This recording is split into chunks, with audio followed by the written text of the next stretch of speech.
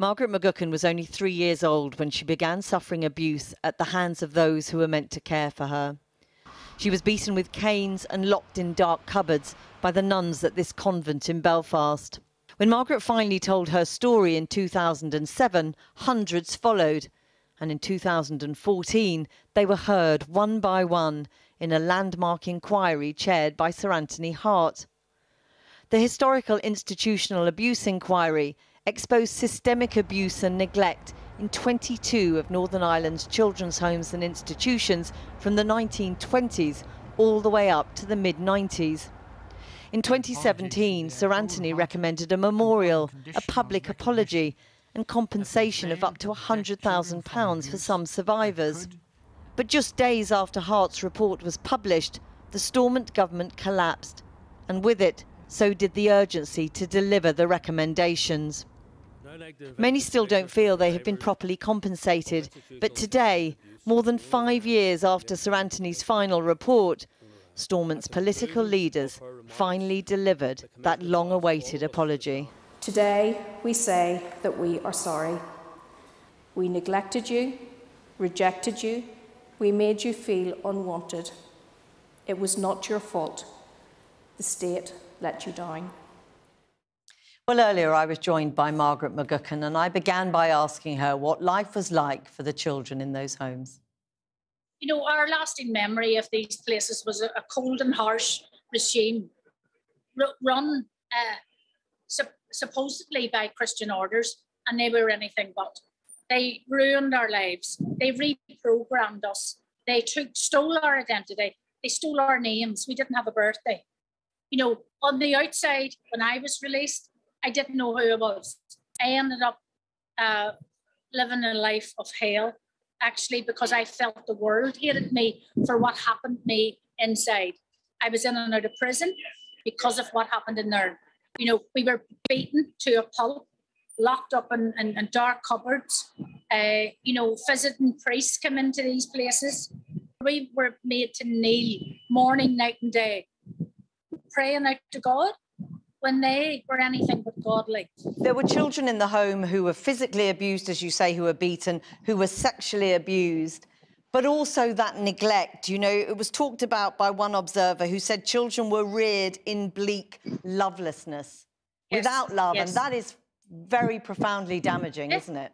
There was no love at all, no care. If you cried, you know, it's very hard for me to cry even now, because what they did to me, they've left me with no emotion. You know, I don't form relationships. I can hardly trust anybody. But the only reason I'm speaking out now, and this is getting into my 15th year of this campaign, it's given me something to do to take my mind off what happened to me in them institutions. I had to find out what happened to my own brother, who has the mind of a 15-year-old. He's 66 now. He was raped and abused horribly by priests and Christian brothers, beaten to a pulp by nuns, and he is so damaged that his growth was is stunted. But he today was in this chamber in Parliament buildings to hear that apology.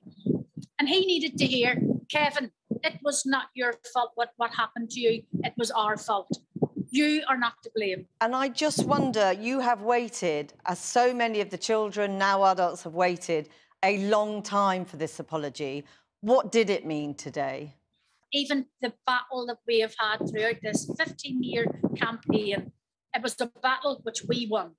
You know, I was determined never to give up, you know, and I didn't. When everybody else said you cannot beat the establishment and the church, and I started something and I knew I had to finish it, and I wouldn't give up. I don't mean to flow through flowers at myself, because it wasn't easy.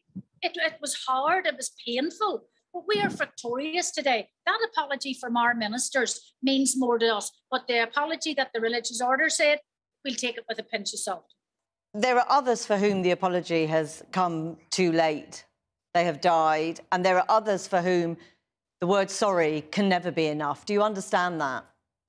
Absolutely. It's just an end of a process. There's so many people that have died along the way, drank themselves to death because they couldn't live with the shame, the pain, and the blame, because they blamed themselves. And won this battle. We have took on the establishment and the church, and we have humiliated them this day to get into that assembly and apologise to us.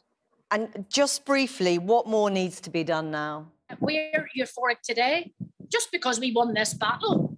You know, but tomorrow, I don't know what I'm going to feel like. My life is lost too, but I don't think of myself. I think about my brother and so many vulnerable people who've been through all this, you know, and I see them broken and they're with me now and they need more support, more mental health services, and I'll make sure they get it. But as you say, a victory today, in part at least.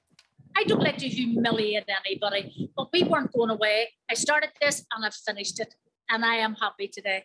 Margaret McGuckin, thank you so much for talking to us today. Thank you.